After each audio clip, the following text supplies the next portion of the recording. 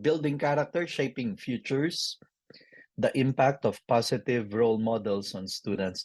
This is somehow, in fact, the rehash of another session that I gave as part of the series that we had 2 months ago on teachers as role models, which is not new.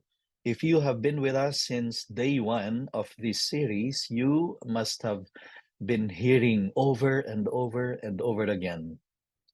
The only effective way to give character formation is through the powerful example of our life.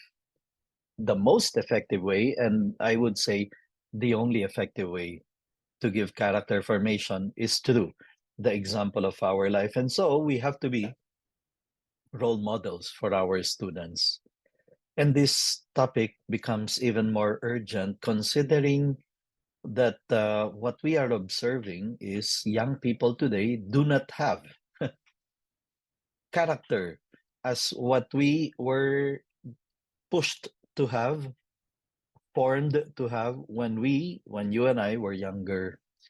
And then later on, we're going to talk about nag-pandemic pa. So lalong nagka-problema with this empathy, character. And then even more complicated by the digital lifestyle. So I'd like to start with a short video about character, the need for character.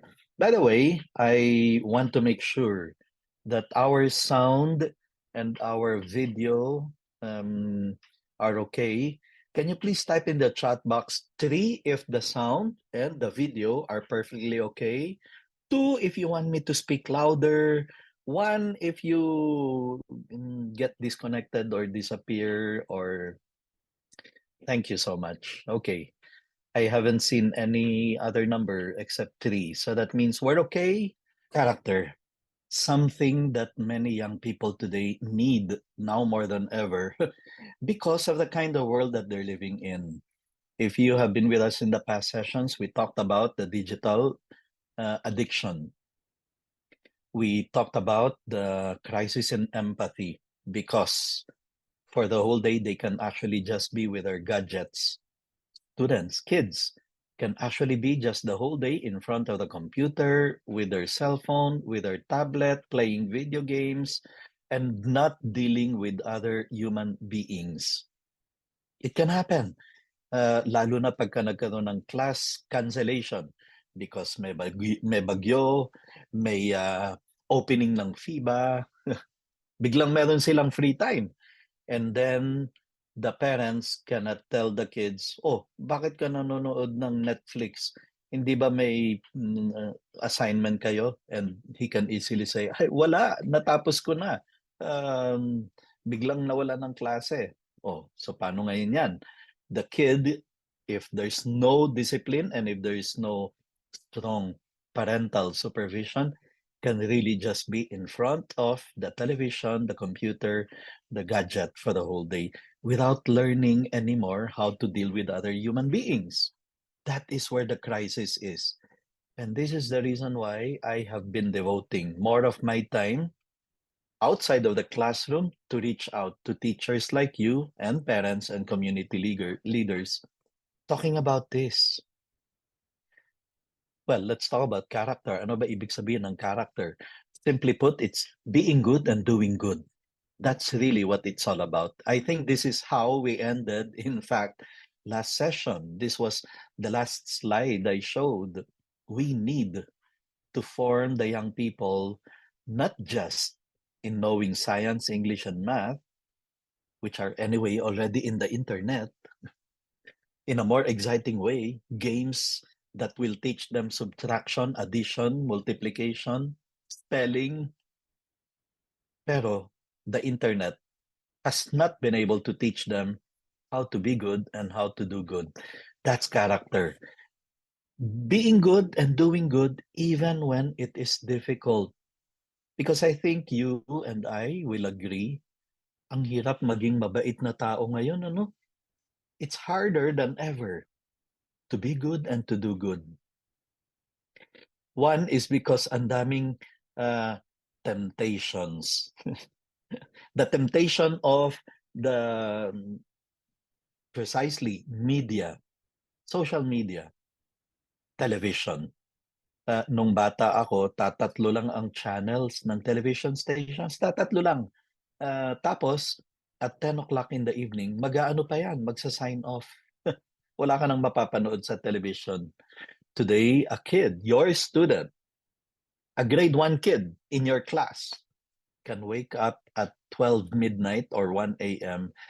and there are still the hundreds of movies available in Netflix, the hundreds of channels, television channels to choose from, cable TV, the more than 1 billion YouTube videos, and then all the TikTok videos and the Facebook videos and all the Twitter videos. It's harder than ever to be good and to do good because of the kind of environment the young people are living in. In the end, you should always do the right thing even if it is hard. That's character. And yun ang kailangang ituro natin sa mga bata, sa mga kabataan. To do good and to be good even when it is difficult and then even when no one is looking. Kasi parang ang nakikita nila sa TV Patrol, 24 Oras, um, Inquirer, Rappler, all the corruption that we read about, for example. Abay, parang bago na ang standard. Para bang ang rule is, it's okay to cheat and to steal for as long as you don't get caught. Ayan. Parang ganun na ngayon yung standard. Or, it's okay to plagiarize, cut and paste from Wikipedia or from ChatGPT for as long as you don't get caught. Parang ganun na ang mindset ngayon. It's now like a challenge of how not to get caught. Well, no, that's not character. Character is doing good and being good even when no one is looking. Sadly, sadly, parang pati yung adults affected by this and even teachers. Sabi ng research, productivity has been affected because of internet. Yung tipong pagka si Ma'am Principal, si Mrs. Principal, uh, umiikot sa faculty room, uy, ang mga computer ni ma'am at saka sir, ang nakabukas, Microsoft Word, PowerPoint, Excel, ganyan, ano. Pero pag walang nakatingin, wala si ma'am, malayo yung ibang teachers, ay, ang nakabukas yung nba.com, pep.ph, TikTok, Instagram, Facebook, um, yon.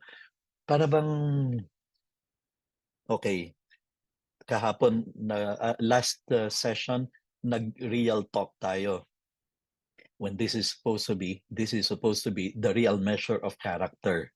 What we do when we think no one is looking, yan ang character mo.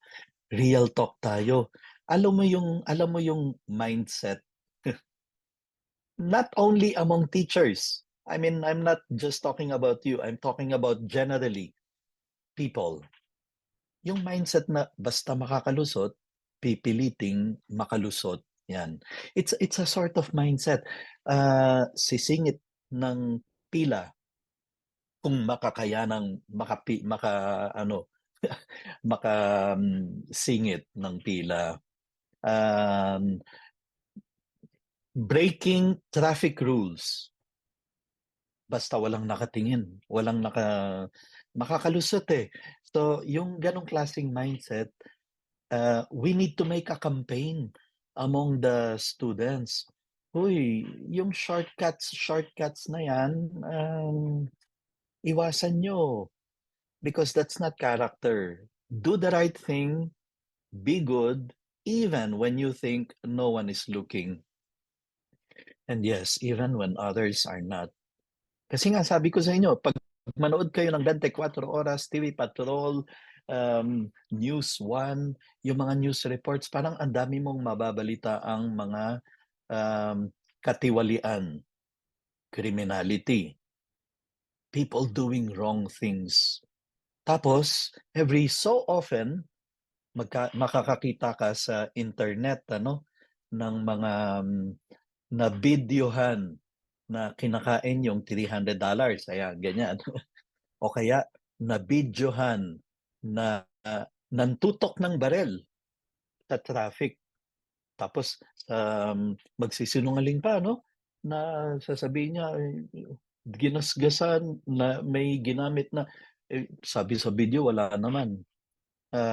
So, yung ganong klase, parang ang feeling mo is, bakit parang mas marami ang masama na nagiging viral? Yung masamang tao, nagiging viral. Kasi nga naman, um, a video like that uploaded, I immediately you have hundreds, thousands of comments from people bashing, condemning. Of course, iisipin mo rin, if you are face to face with this person, sasabihin mo talaga yon sa kanya? Like, yung kung nasundan nyo yung some thousands of comments dun sa airport, no, yung kumain ng $300 para hindi mahuli. May mga comments doon na something like, mamatay ka na sana, ikaw ang salot sa lipunan, yung mga ganyan. Dapat dyan, ipakulong at mamatay sa kulungan. If you're face to face with that person, would you say those things straight to her face? Pero hindi, yung mindset na, anyway, I'm just one of that 20,000 comments. So I will say what I want to say. Hindi niya naman ako mahahabol eh. Parang there's also something wrong with it. Sure, nagkamali yung tao, masama yung ginawa niya, we condemn the act. Pero teka muna, ito'y isang taong may damdamin, may pamilya, may mga anak siguro, may mga magulang din na ganun na lang. May karapatan din tayong saktan yung buong pamilya niya. In other words, we are surrounded now by what researchers call a culture of hatred. Laganap yung kultura ng pagkagalit. You go to Facebook, Twitter, Instagram, TikTok, and you're going to see many of these things, yung comments that are condemnatory. Siyempre, balita nyo yung kahapon, yung ating senador na huli sa live selling ng kanyang asawa. So you also see so many comments from people full of hatred, full of anger. Young people may get the impression that the world had become so evil. But no, we have to teach them character, and we have to teach them to still do the right thing, to be good and to do good, even when others are not, even when all they see in the news is parang negative. You hardly see good news in Inquirer, in Philippine Star, in 24 Oras, in TV Patrol, because bad news sells more. Good news doesn't sell. So they don't highlight those things. And I'm worried about the young people who are barraged with a lot of this negative news, with parang the narrative that they are being subjected to is always bad news. But in spite of that, we need to teach them. Uso pa rin ang maging mabait. It's not out of style. And we have to teach young kids this, that we still hope and expect them to do good and be good, in spite of the kind of environment they're growing up in spite of the kind of hatred that they are subjected to. We have to be more concerned with your character, with our character, than our reputation, because our character is what we really are, while our reputation is merely what other things, what others think we are. It's very important. That's why, dear teachers, the topic today is very important because character formation is now more urgent than ever. Sabi natin, um, aren't the parents supposed to be teaching that character formation, giving that character formation? Oo eh. Parents are the primary educators of their children. Nabanggit ko na to. Sabi nga ng experts, a kid, before she enters your classroom, dapat natutunan niya na sa bahay ang courtesy, goodness, kindness, respect. 'Di ba? Hindi pa pumapasok sa eskwelahan, yung parents tinuturuan na siya ng yung anak nila tinuturuan na nila ng, "Oh, maggo-good morning ka ha, maggo-good afternoon ka ha." O kaya 'pag binigyan sila ng candy, the parents, good parents will say, "Oh, what do you say?" That's how they teach them gratitude. They say thank you because they learned it from mom and dad at home, not in GMRC. Not in a subject, not in values education. They're supposed to have learned it at home already. But you and I know we're seeing more and more kids entering our classroom. They don't know how to use please, thank you, sorry, I give my word. Yan. Di ba? Dati pagkakailangan ng papel ng estudyante, sasabihin niya, Ma'am, may I have a copy of the handout, please? Ma'am, may I have the paper, please? Yan. Pero ngayon, may mga kabataan sasabihin, I don't have paper. Aba, parang buong mundo kailangan tumigil para bigyan sila ng papel. Para bang, I'm entitled to the paper. That's that shows us more than ever the importance now of teaching character, of forming the young people in good manners, right conduct, and doing good and being good, especially because the school is the first social structure that they encounter. Family is the basic unit of society. And that is where they're supposed to pick up all this goodness and kindness and virtues. Pero yung social structure, eskwelahan, the classroom, the nursery classroom, the grade 1 classroom.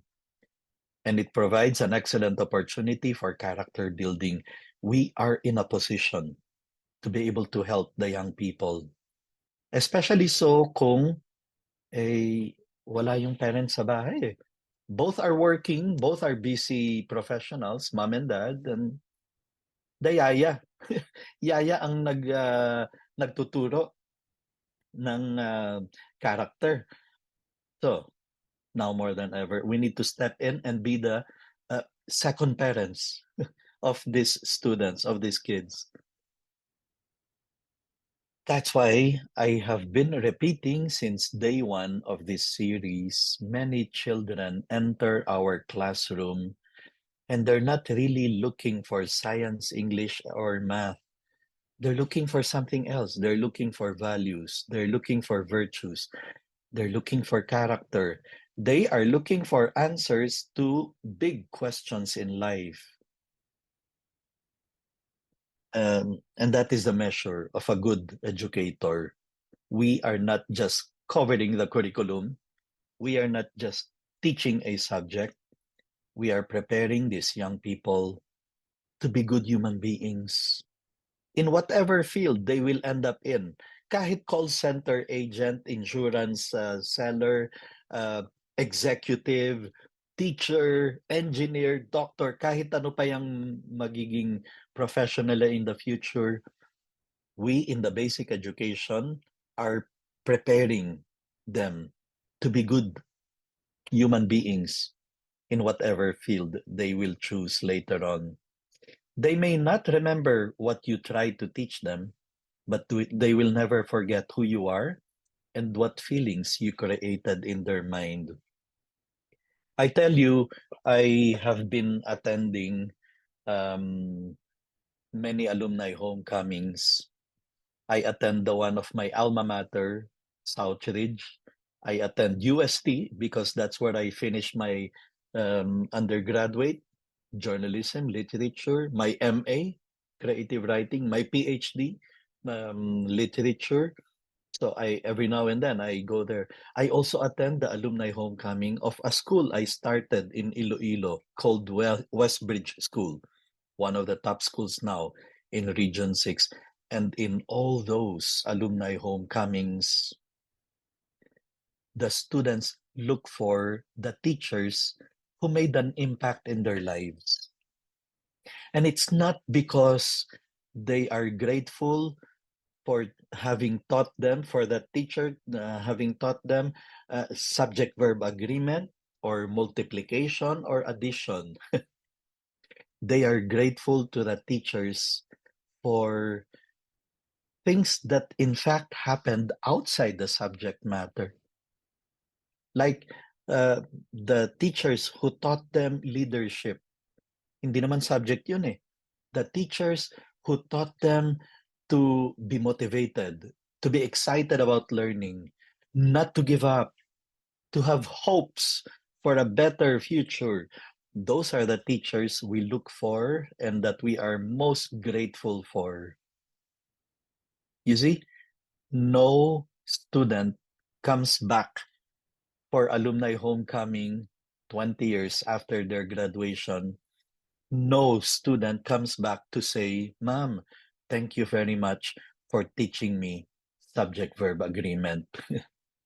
No student will thank you for teaching them factoring or chemical equations or the no, they most of the time are grateful for the things that happened outside the curriculum, outside of our subject matter.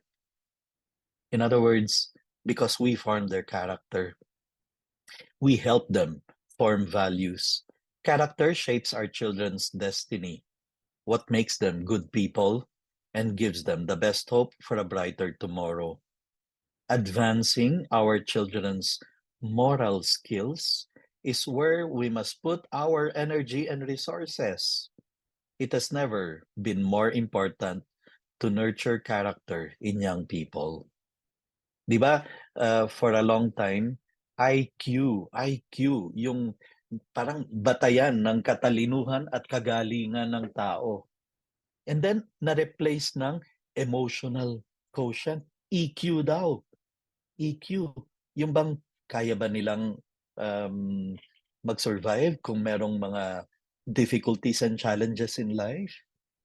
Now, Dr. Borba is saying, wait, more important than IQ or EQ is moral quotient. Yung kanilang um, kakayahan to do good, to choose to do good, and to be good at all times. Whatever the circumstance, whatever the situation, wherever they find themselves in, are they able to make right choices, morally right choices? That is, according to Dr. Borba, what is even more important. Tama nga naman.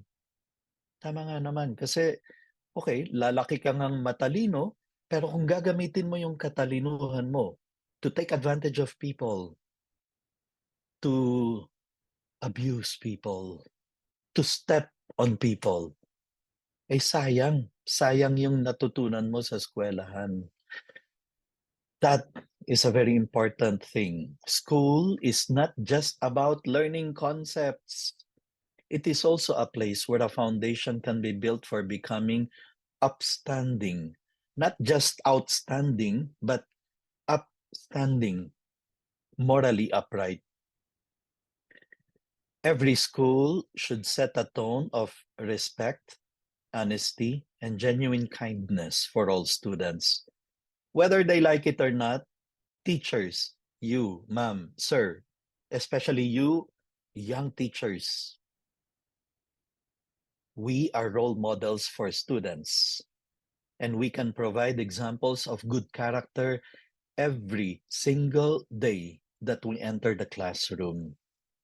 Students notice what you and I do or say, or what we tolerate, and how we handle challenges. Believe me, they look up to the teachers. In fact, ang lakas ng impluensya natin, ang lakas ng impact, ng influence ng teachers, students even tend to imitate even our wrong grammar. Students tend to imitate teachers, including their wrong grammar. That's the reality. That's the truth. So, this session today is about, okay, the importance of building character and the teachers as the role models. Therefore, dapat deliberate. Deliberate ang ating pagiging role model. It has to be observable. How I wish, in fact, that in the teacher evaluation, di ba sa inyong eskwelahan, gumagawa kayo, may such a thing as teacher evaluation. Minsan nga, yun pa ang batayan kung meron kang salary increase for the next year. How I wish sa teacher evaluation, nakasama doon, is she or he a good role model? Sana nandun. Sana pwedeng batayan yon for your rating, your ranking. Are you a good role model? Is it observable? Is it clear? Is it obvious that that person is truly, really a role model? Because that's what we teachers are. You remember in the session on classroom management? That's one of the things I mentioned. We are not meant to be friends with our students because we are meant to be role models. Be friendly, be very, very friendly, but you are not just meant to be friends with them. You're meant to be a role model. Someone they will look up to and they will say, paglaki ko, gusto ko yon yung kagaya ng kay ma'am, ng kagaya kay sir. Okay, character matters. Very, very important. Especially so because kagagaling lang natin sa pandemic. The pandemic ruined many things. And one of them is character, attitude, mindset, goodness. And I'm going to show you some of those effects. Character is the key to self-respect, the respect of others, positive relationships, a sense of fulfillment, achievement, a happy marriage, even to success in every area of life. You see, it's character that will, for example, save many marriages that are breaking apart. Nakakalungkot isipin, pero it's the reality of life. You hear more and more of families breaking up or marriages falling apart. And at the root of it many times is, ay, may problema sa character. May problem. Okay, every specific case is unique with its own complications. Pero what will save many marriages usually is when you have the two, having character. Now, the pandemic ruined many things because it intensified the digital lifestyle of young people. 'Di ba? Pag bago mag-pandemic, before the pandemic happened, the parents can easily say, kanina ka pa dyan sa harap ng computer. Tama na muna yan. Kanina ka pa dyan sa harap ng tablet mo. Tama na muna yan. Eh nung pandemic, hindi mo pwedeng sabihin yan kasi nasa online class sila. And in fact, napilitan ng maraming mga magulang na bilhan ang kanilang anak ng sarili nilang tablet, ng sarili nilang computer, ng sarili nilang laptop. When research has always said 12 years old and below, kids 12 years old and below are incapable of responsibly owning their own gadgets or having their own gadgets. 12 years and below, hindi kaya pa. Hindi pa kaya. Abay, nung pandemic, kahit yung grade 1, grade 2, grade 3, hindi pa 12 years old yon, grade 4, grade 5, abay binilhan ng nanay, ng tatay kasi biglang napa-module, napa-online class, napa-asynchronous, napa-synchronous. So, and that has ruined many character. Here are some side effects of the pandemic, which now at hindsight, we can look back, ay oo nga, ano, yan, nasira ang sleeping habits ng maraming bata, ano. Um, yeah, kasi naging madaling excuse kahit gabi, nasa tablet, nasa gadget, nasa internet, sasabihin la, eh, tinatapos ko pa yung module eh. Ayan. Pero hindi. Tapos, dahil binalhan sila ng sarili nilang gadget, ay, dumami yung mga ganong klaseng bata. Magigising ng 2 a.m., tulog na lahat, tulog na yung mga magulang, ay, doon sila magne-Netflix, mag-YouTube, magte-TikTok, o kaya mag-video games kasi tulog na ang lahat. Eh, sarili niya naman yun eh. He owned.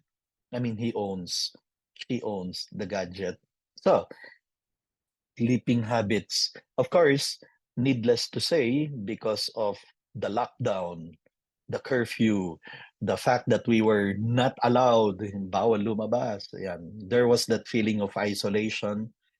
There was that sedentary lifestyle. Everything was in front of the computer, and so you had kids even attending classes, aba nakahiga sa kama, naka-off yung ano eh, Zoom screen nila or yung Google Meet yung video, naka-off. So they could be eating, they could be even sleeping, they could be lying down on bed. Let's face it, it happened. And then dumami. Siyempre, abundant source of distraction.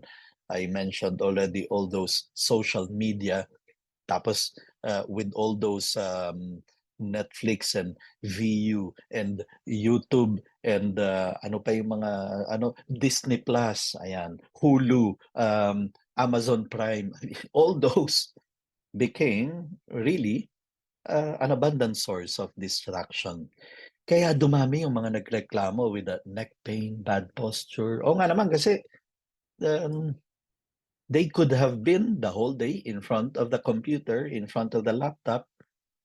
As a side effect of that, sabi ng latest research, kids today have attention span that is even lower than that of a goldfish. I don't know how they measured the attention span of goldfish and of a kid, but anyway, that's what they say to be the latest update on the attention span of kids, lower than that of a goldfish.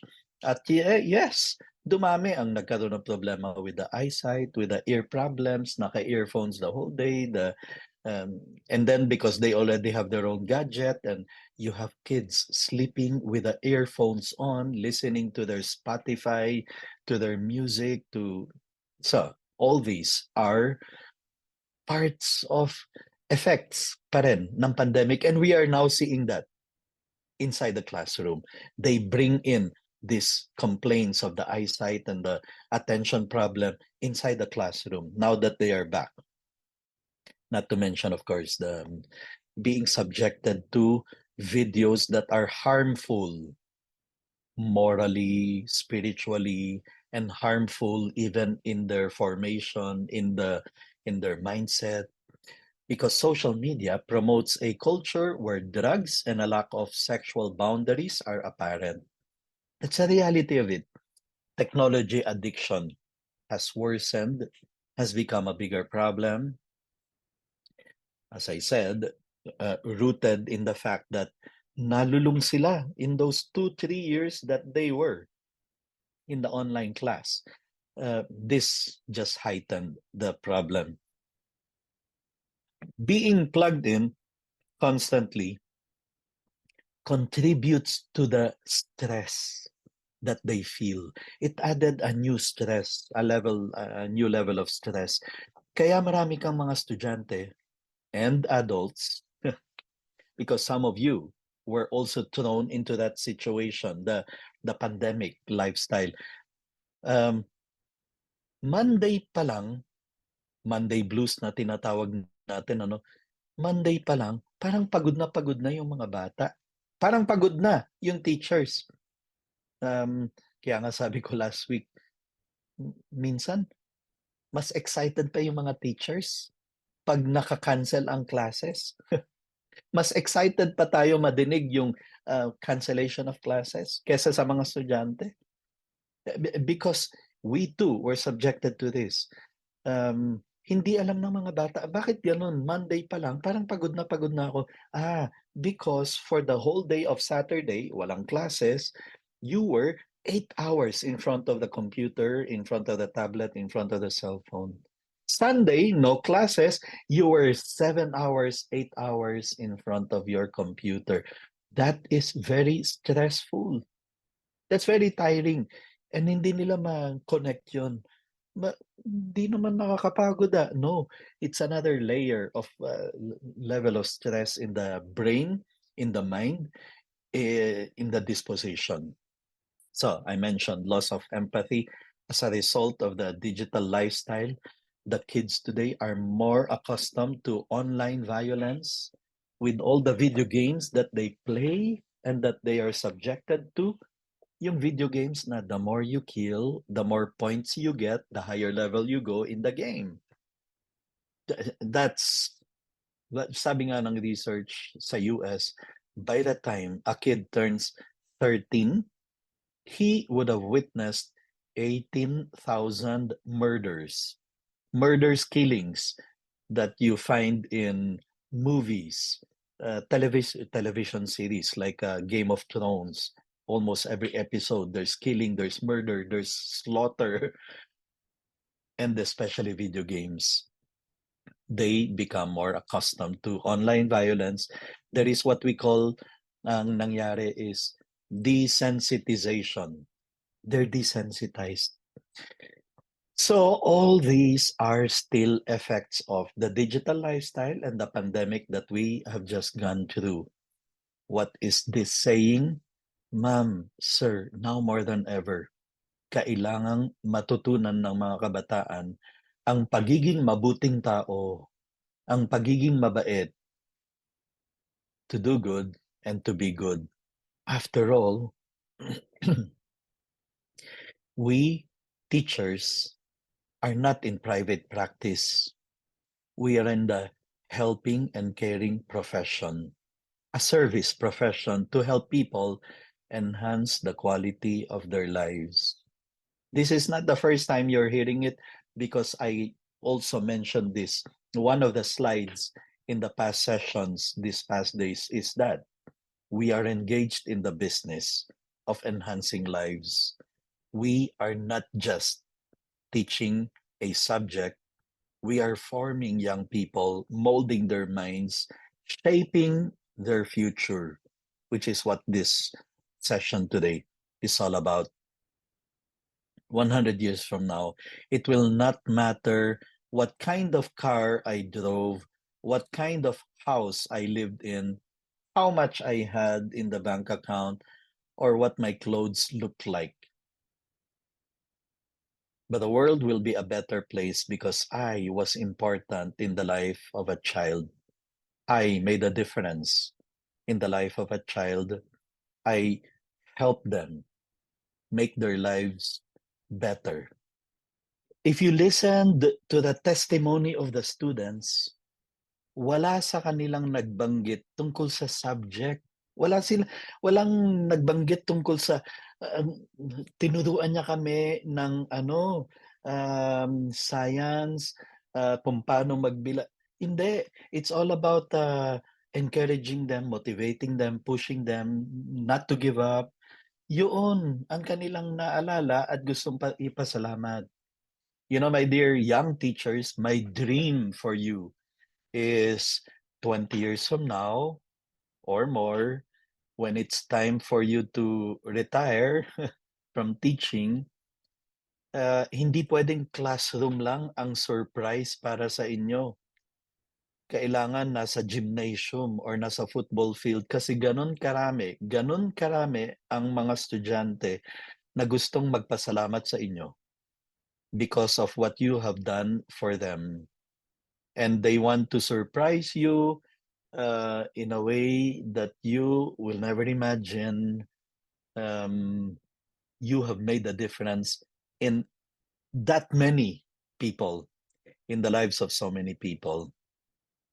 And you will, if you're a role model, if you are truly the epitome of what it means to be a role model for the young people and someone they will look up to and say, gusto ko yun, yung kagaya kay ma'am, making a difference in the lives of so many people. So it's worthwhile every day, sabi ni Dr. Borba, to ask this question.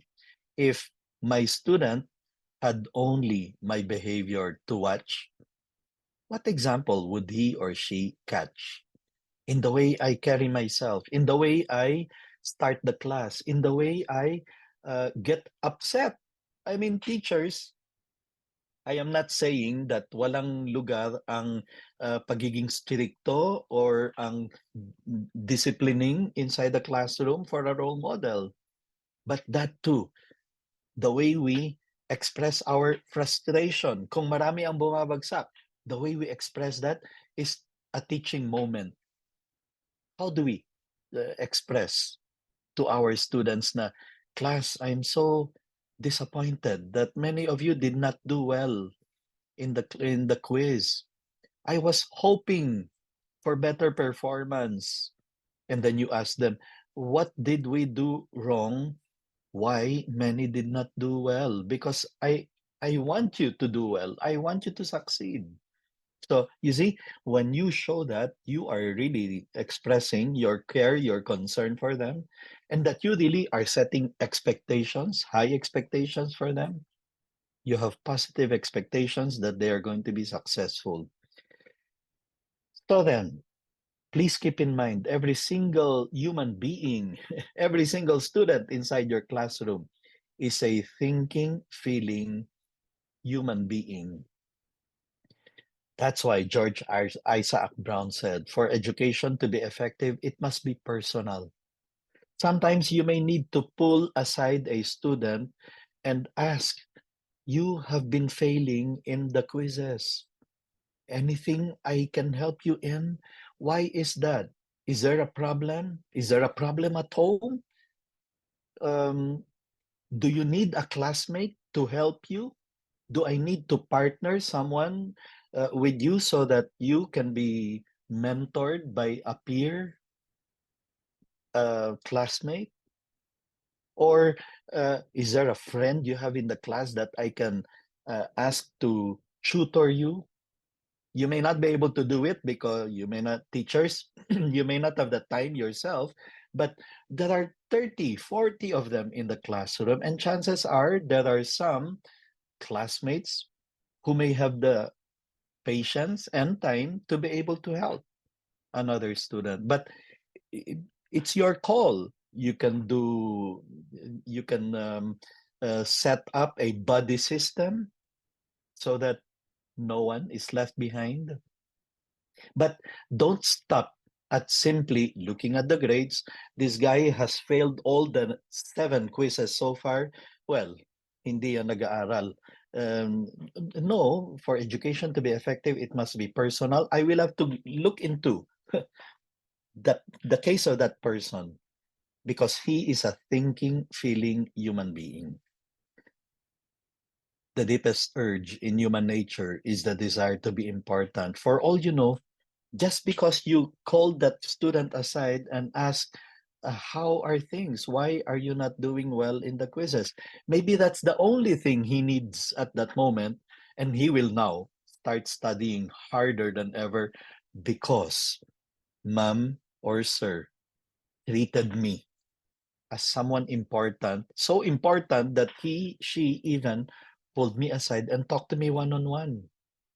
Hindi niya ako pinahiya sa buong class by announcing, the following are the lowest in the yeah, so far in the average, and then announced our names para mapahiya kami, thinking that by shaming us, mag-aaral na kami ng mas mabuti. Ay, it it doesn't happen that way. The students will just be full of resentments. Yan. Okay, here are four beliefs of an effective teacher according to Harry Wong's book, First Days of School. The four beliefs of an effective teacher. Number one, ma'am, sir, you make the difference in the classroom. That's a belief of an effective teacher. Please believe me, you make the difference in the classroom. Somehow we mentioned this before. It is not the video projector. It is not the whiteboard or blackboard. It is not the textbook.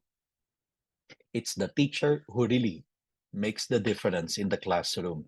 Believe that. Have a firm belief in that, and you will start doing your work in a different way. I mean, magiging iba ang mindset mo. Number two, by far, the most important factor in school learning is your ability, ma'am. Your ability, sir. That's a belief of an effective teacher. Number three, the third belief of an effective teacher is there is an extensive body of research and knowledge about teaching that must be known by the teacher.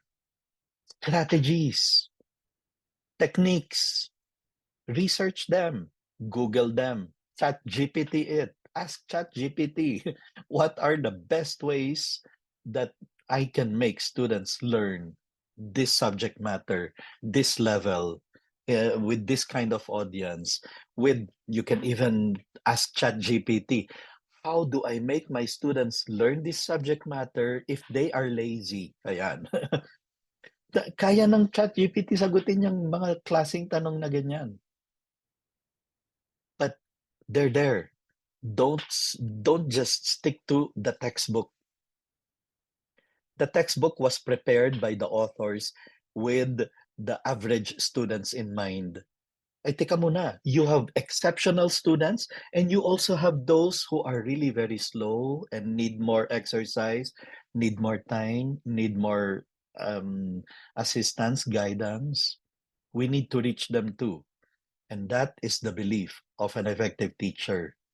Pwede kong matutunan kung paano gagawin yon, how I can be more effective as a teacher. And number four, the belief of an effective teacher is that the teacher must be a decision maker, able to translate the research and body of knowledge about teaching into increased student learning. Okay? We have to have this mindset. If we are to be role models, if we are to be forming character, if we are preparing students to be successful, then we have to have these firm beliefs. We can make a difference in the lives of the students. Hindi nyo nare-realize, kahit na naka 1 month pa lang kayo ng school year, you may not realize it, but you're already making an impact in the lives of some of your students. We may not even be aware of it. You will only be made aware of it by one day, a student coming to you after class. Dinismiss mo na sila. But here comes a student consulting you. Not about subject, not about your syllabus, but about yung away niya sa kanyang nanay. Yung away niya with his dad. Yung kanyang away sa kanyang girlfriend. And then you start thinking, oh, bakit ako kinukonsulta nito? Because the student has started seeing something more in you, more than just the subject matter, that the student is seeing that you have answers to some of life's biggest questions. Some of you might even already have experienced it. May mga lumapit sa iyong estudyante consulting you about something that has nothing to do with your subject. You are beginning to make a difference in the life of that person. It simply means they are beginning to see you more than just as a subject teacher. Mm. Fresh from the pandemic, yung mga bata ngayon are suffering from a certain pandemic of a different kind. Narcissism, self-centeredness, vanity. Binanggit na rin natin kanina, no? Pero, or I think in the previous sessions, think about it. Oo, they are suffering from a certain form of narcissism. And in fact, this is also becoming a problem even among adults. Yung parang sarili na lang natin ang naiisip natin because of um, kasi yung cellphone halimbawa, that's personal. It's between you and your cell phone. You don't go around showing the contents of your cell phone to other people. Uh, Self-centeredness. This is something that is being fostered by the digital lifestyle. So, now more than ever, we have to think of ways that we can get the students out of that tendency, narcissistic tendency. I'll give you one example of how to get them out of the narcissistic tendency. Make your students do a lot of collaborative works so that they stop thinking only about themselves and they have to start thinking about the team, the group, the whatever it is, the uh, classmates that they have to work with to be able to produce the exhibit, the diorama, the play, the skit, the presentation. They have to start learning how to collaborate with each other to get them out of the me, my, mine, I, and make them start thinking we, us, our group, our team. We have to make them practice it over and over because life is all about working with other people. Sabi natin, no man is an island. No one ever works alone, really. When they become professionals, the same. Like you're working with a team, with a faculty, with a school unit, with a whole school as one team. We take our kids to many practices, sports, music, etc. But do they practice being a good person? Okay, let me now share with you very quickly some reasons why um, our profession is the most noble, the noblest of professions, maybe outside of the priesthood, pastors, the religious who dedicate their lives for self-sacrifice and self-giving. But outside of that, the teaching is the most noble of professions. And here are the reasons why. And those reasons will now show you why more than ever our example, the example of the teacher is very important. Teaching enables us to impart knowledge. And if we are to impart knowledge, di dapat by example, pakita natin sa mga kabataan that we also exerted the effort to learn what we know so that we can impart to our students. Teaching gives hope. In fact, because of the pandemic, nakita ng mga tao how teaching is the most the epitome of optimism. We didn't stop teaching. We didn't quit. We didn't put a halt to learning. Nag-module tayo, nag-online classes tayo, kahit hindi tayo prepare for, I mean, we were not taught online teaching really. We were not trained to do that. But we went on to keep on learning happening, to keep learning happening and not stop it. Aba, that's hope. We effectively, by example, showed the kids don't let even the pandemic stop us from moving forward, from achieving our dreams, from running after our ambitions and dreams in life. We imbue hope. And then, because we teach character, we correct their mistakes, We reprimand them if they do something wrong. We fortify, strengthen their resolve to do good. Teaching enables us to pass on morals and values. That's why we're noble. That's why we have the noblest of professions. Um, I don't know, insurance agents, I don't think they can teach morals and values. They can, pero they have to get out of yung tinitinda nilang insurance. But we do it. We do it every day, in fact. When we correct, when we reprimand, when we discipline, when we make them follow instructions, we build character. That's why our profession is noble. We teach students the difference between right and wrong. Dear fellow teachers, we do this kahit anong subject ang naka-assign sa atin. Math, science, social studies, history, Filipino, we educate the difference between right and wrong. We tell them, for example, that plagiarizing is wrong, that cut and pasting and then submitting it as their own is wrong. We teach them that to copy from your classmates during an exam is wrong. Yes, to study is right. Not to cram is right. You see, we educate the students the difference between right and wrong kahit anong subject ang tinuturo natin sa mga bata. We encourage effort. We even tell them not to give up. Even if they do poorly now, don't worry. There is another quiz. There is another long test. There is another quarterly exam. There is a long test that you can prepare for. But you have to exert the effort now.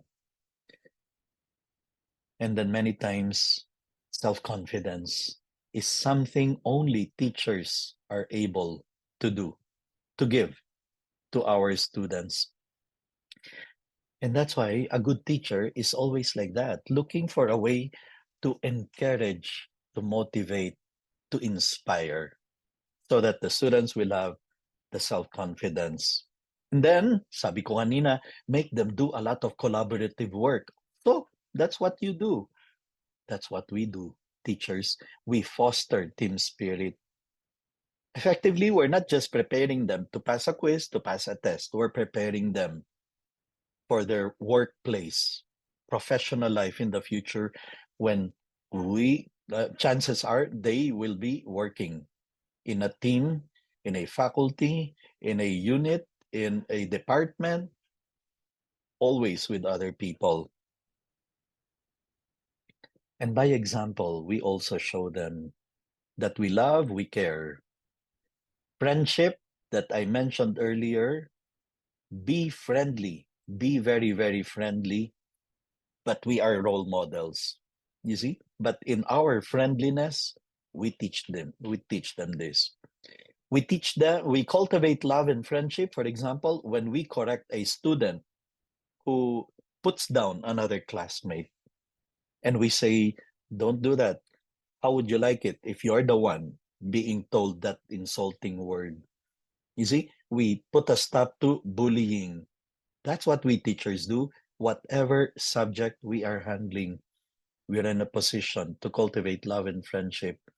And that is the reason why our job, our profession is noble, motivating constructive behavior. So, all these are the noblest of reasons. I mean, the reasons why our profession can be considered as the noblest of professions. Teachers are more crucial now than ever in the formation of the young people. Yes, sorry to say, pero it's going to be time-consuming. Yung bang pagising mo pa lang sa umaga, wala ka pa sa classroom, pagising mo pa lang sa bahay, papasok na sa isip mo, ano kayang papagawa ko sa mga estudyante today so that they will not cheat, so that they will study hard, so that they will start studying now, not the day before the exam next week and cramming, do cramming. Ganon, ano? It becomes like a 24-hour job. O kaya pag-uwi mo ng bahay, and I know many of you do this, nagche-check ka pa ng papers, ng test papers. Kasi kailangan mo i-submit yung grades. Or kasi gusto mong maibalik kagad sa mga estudyante yung corrected test papers para malaman nila where they're standing. Time consuming. Walang bayad yon, walang extra pay, hindi yon overtime pay.